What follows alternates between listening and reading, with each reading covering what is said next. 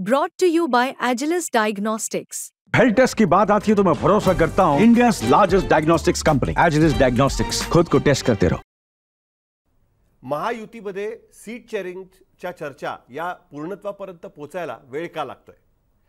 अनेक जण म्हणतात की भारतीय जनता पार्टीला 150 पेक्षा जास्त जागा लढवायच्या आणि त्या जागा लढवताना सगळ्यात मोठी समस्या त्यांच्यासमोर अजित पवारांची नाही तर एकनाथ शिंदेंची असं म्हटलं जातं। एकूणच 2022 मध्ये ज्यावेळेस एकनाथ शिंदेना मुख्यमंत्री पदावर भारतीय जनता पार्टीच्या पाठिंब्याने बसवण्यात आलं त्यावेळेस एकनाथ शिंदे यांनी भारतीय जनता पार्टीचे वरिष्ठ अमित शाह आणि नरेंद्र मोदी यांचे आभार मानले होते।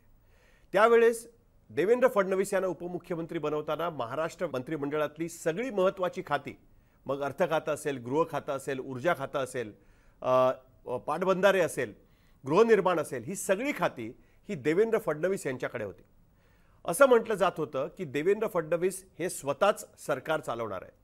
मुख्यमंत्री म्हणून जरी एकनाथ शिंदे यांची नियुक्ती झाली असेल तरी सुद्धा देवेंद्र फडणवीसच मुख्यमंत्री असतील। त्यानंतर 1 वर्षानंतर अजित पवार हे या सरकारमध्ये सामील झाले, त्यांच्याकडे अर्थ खातं दिलं गेलं। त्याही नंतर ही चर्चा सुरू राहिली की आता अजित पवार आल्यामुळे एकनाथ शिंदे यांची बार्गेनिंग पॉवर ही महायुतीमध्ये कमी होऊन जाईल आणि अजित पवार यांना भारतीय जनता पार्टी पुढे करू शकेल। पण असं न होता लोकसभा निवडणुकीच्या सीट वाटपामध्ये शिवसेनेने म्हणजे एकनाथ शिंदेंच्या शिवसेनेने 15 जागा भारतीय जनता पार्टीकडनं मिळवण्यात यश मिळवलं। पण हे सगळं होत असताना त्यांना जागा कमी मिळाल्या 23 पेक्षा आधीपर्यंत ते 23 लढवायचे, आता 15 जागा मिळाल्या। पण तरी सुद्धा 15 जागा एकनाथ शिंदे मिळवू शकले आणि त्याबरोबर लोकसभा निवडणुकीमध्ये महायुतीमधला बेस्ट स्ट्राइक रेट हा एकनाथ शिंदे यांचाच राहिला। या सगळ्या पार्श्वभूमीवर आता होणाऱ्या सीट डिस्ट्रीब्युशनमध्ये एकनाथ शिंदे हे ॲग्रेसिव्हली आपली भूमिका मांडतायत आणि त्यामुळे उद्धव ठाकरेंपेक्षा एकनाथ शिंदेच आता भारतीय जनता पार्टीसाठी डोईजड व्हायला लागलेले आहेत। हे कसं हे मी तुम्हाला या व्हिडिओच्या माध्यमातून सांगणार आहे। नमस्कार, मी साहिल जोशी, मुंबई तकमध्ये आपलं स्वागत आहे। तर एकनाथ शिंदे ज्यावेळेस मुख्यमंत्री झाले त्यावेळेस एकनाथ शिंदे यांना लॉटरी लागली असं म्हटलं जात होतं। केवळ उद्धव ठाकरे यांना धडा देण्यासाठी म्हणून किंवा महाराष्ट्रामध्ये सरकार स्थापन करता यावं यासाठीच एकनाथ शिंदे यांना मुख्यमंत्री केलं गेलंय। सिंपथी मात्र उद्धव ठाकरेंकडे राहील आणि भारतीय जनता पार्टी शेवटी एकनाथ शिंदेंची शिवसेना गिळंकृत करेल अशा पद्धतीची साधारण चर्चा महाराष्ट्रामध्ये त्यावेळेस सुरू होती। पण हे असताना सुद्धा एकनाथ शिंदे यांनी 2 वर्षामध्ये त्यांच्याबरोबर गेलेले आमदार, त्यांच्याबरोबर गेलेले अपक्ष आमदार आणि त्याचबरोबर खासदार सुद्धा पक्षाबरोबर टिकवून ठेवले। हे करत असताना त्यांना सगळ्यांना सांभाळून घ्यावं लागलं। ज्यांना लोकसभा निवडणुकीमध्ये ते तिकीट देऊ नाही शकले त्यांना विधान परिषदेमध्ये किंवा कुठल्या महामंडळावरती अकोमोडेट करून घ्यावं लागलं। एवढंच नाही तर काही आमदारांना ज्यांना मंत्रिपदाचं वचन हे एकनाथ शिंदेंनी दिलेलं होतं त्याही आमदारांना त्यांना मंत्रिपद जरी देता आलं नाही तरी अगदी शेवटच्या काळामध्ये इतर कुठल्याही पक्षाने म्हणजे एनसीपी असेल किंवा भारतीय जनता पार्टी असेल त्या दोघांनीही महामंडळांची घोषणा केलेली नसताना एकनाथ शिंदेंनी मात्र त्यांच्या पक्षातील नेत्यांसाठी महामंडळाची घोषणा करून टाकली। मग ते सिडकोमध्ये संजय शिरसाट यांना दिलेलं महामंडळ असेल, भरत गोगावले यांना दिलेलं महामंडळ असेल की हिंगोलीचे माजी खासदार हेमंत पाटील ज्यांचं तिकीट कापलं त्यांना दिलेलं महामंडळ असेल, राष्ट्रवादी काँग्रेसचा विरोध असताना सुद्धा त्यांचं ठरलेलं नसताना सुद्धा एकनाथ शिंदेंनी मात्र महामंडळांची घोषणा करून टाकली। एवढंच नाही तर राज्यपाल नियुक्त विधान परिषदेतल्या सदस्यांच्या बाबतीमध्ये सुद्धा 12 आमदार विधान परिषदेवर पाठवले जातात राज्यपाल नियुक्त।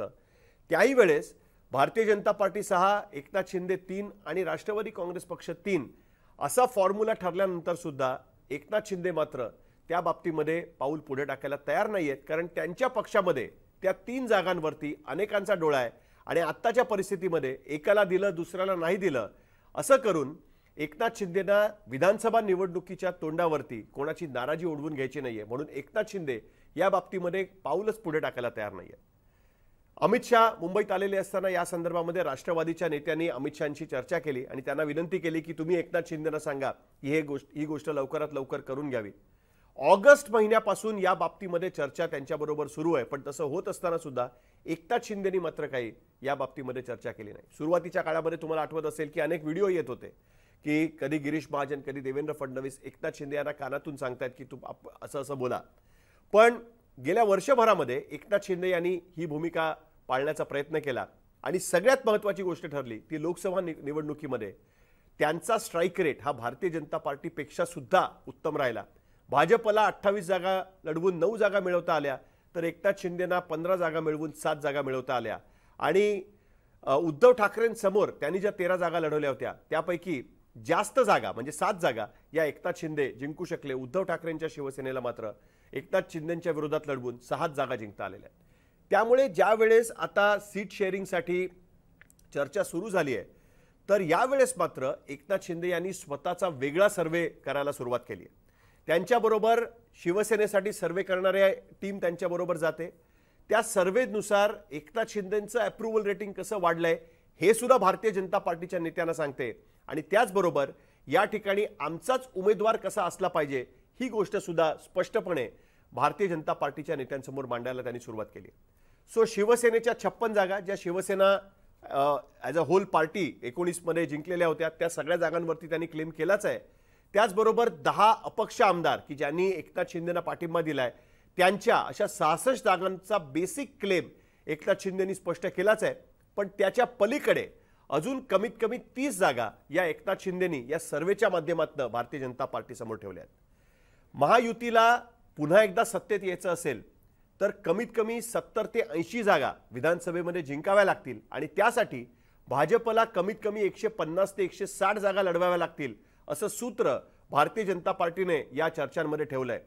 पण ह्याच्यामध्ये अजित पवार एका बाजूला मान्य करतायत की त्यांना 60 ते 65 जागाच मिळू शकतील, पण एकनाथ शिंदे मात्र 80 ते 90च्या खाली उतरायला तयार नाहीयेत.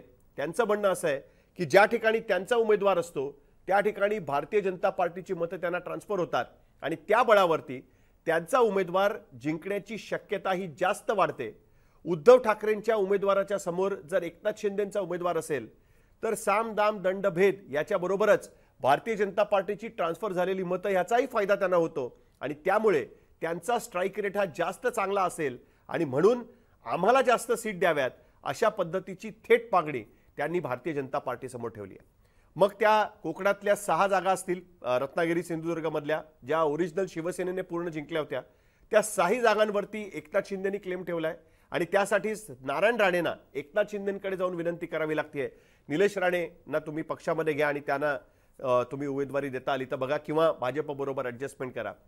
दुसऱ्या बाजूला भाजप त्यांना सांगते की पालघरमध्ये तुम्ही उमेदवार बदला. त्याही बाबतीमध्ये एकनाथ शिंदे म्हणतायत की आम्हाला तो पक्षामध्ये विचार करावा लागेल. दुसरीकडे मराठवाड्यामध्ये भारतीय जनता पार्टीपेक्षा आम्ही जास्त चांगल्या पद्धतीने जिंकू शकतो असं सांगून भाजपच्या गेल्या वेळेस हरलेल्या सीट सुद्धा शिवसेना क्लेम करायचा प्रयत्न करते. या सगळ्या पार्श्वभूमीवर जर आपण बघितलं तर 2019 मध्ये भारतीय जनता पार्टी 163 जागांपर्यंत लढू शकली होती. यावेळेस 160 जागा सुद्धा भाजपच्या पदरात पडतील का ही शंका निर्माण झाली आहे. एकनाथ शिंदेंच्या लक्षात आलंय की या निवडणुकीमध्ये भले अमित शहा म्हणाले असतील 2029 मध्ये आम्ही स्वबळावरती जिंकू, पण 2024च्या निवडणुकीमध्ये भारतीय जनता पार्टीला एकनाथ शिंदेंशिवाय पर्याय नाही. भाजपची मतं मोठ्या प्रमाणात शिंदेंच्या उमेदवाराला ट्रान्सफर होत आहेत. त्यामुळे महायुतीला जर आपल्या सीट्स जास्त निवडून आणायच्या असतील तर शिंदेंचा उमेदवार तिकडे उद्धव ठाकरेंसमोर असणं हेही त्यांच्यासाठी गरजेचं झालेलं आहे. या परिस्थितीत उद्या निवडणुकीमध्ये 130 पर्यंत महायुती पोहोचली तर अपक्षांना जवळ करून पुन्हा एकदा सत्तेत आपण जाऊ शकतो हा फॉर्म्युला एकनाथ शिंदेंच्या लक्षात आलाय. जर ते मुख्यमंत्री होऊ शकले तर पुन्हा एकदा पक्षावरती क्लेम करू शकतील याचा कॉन्फिडन्सही त्यांना आहे. आणि त्याचबरोबर जर भारतीय जनता पार्टीला महाराष्ट्र जिंकता आला नाही किंवा त्यांच्या नेतृत्वामध्ये लढणाऱ्या महायुतीला जिंकता आला नाही तर केंद्रातल्या वरिष्ठ नेत्यांचं स्थान दळबळीत होऊ शकतं याची साधारण कल्पना ही एकनाथ शिंदेंना आलेली आहे. आणि त्यामुळे यावेळच्या सीट शेअरिंगमध्ये लोकसभेमध्ये ज्या पद्धतीने ॲडजस्टमेंट्स केल्या त्या पद्धतीने ॲडजस्टमेंट्स करायची तयारी ही एकनाथ शिंदेंकडनं दाखवण्यात येत नाहीये. पण सध्याच्या परिस्थितीत त्या गोष्टी ॲक्सेप्ट करण्याशिवाय महायुतीमध्ये भारतीय जनता पार्टीला पर्याय नाही असंच चित्र सध्या तरी दिसतंय. आणि त्यामागचं कारण हा एकनाथ शिंदेंचा कॉन्फिडन्स काय हे मी तुम्हाला समजावून सांगण्याचा प्रयत्न केलाय. हा व्हिडिओ तुम्हाला कसा वाटला हे तुम्ही कमेंट बॉक्समध्ये लिहून टाकू शकता. आणि मुंबई तकचं यूट्यूब चॅनल तुम्ही सबस्क्राईब केलं नसेल तर सबस्क्राईब करा. बेल आयकॉनवर क्लिक केलं तर आमचे अपडेट्स मिळू शकतात. बघत रहा मुंबई तक.